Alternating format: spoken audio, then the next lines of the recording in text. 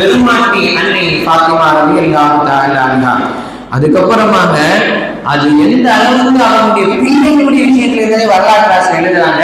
பாத்திமா ரலியல்லாஹுடைய மகளார் அன்னை ஸைனப் ரலியல்லாஹு தஆலா அன்ஹா அவங்களுக்கு சின்ன பிள்ளையா இருக்கும் போதுல இருந்து பாத்திமா ரலியல்லாஹு அவர்கள் முக்காடு போட்டு ஸ்கார்ஃப் போட்டு புர்கா போட்டு தான் அனுப்புவாங்க. எல்லா நேரங்களிலும் அவங்க அப்படிதான் இருப்பாங்க. ஸைனப் ரலியல்லாஹு அவங்களும் அப்படியே வளர்ந்து கடைசியில வரலாற்றில் இப்படி எழுதுறாங்க.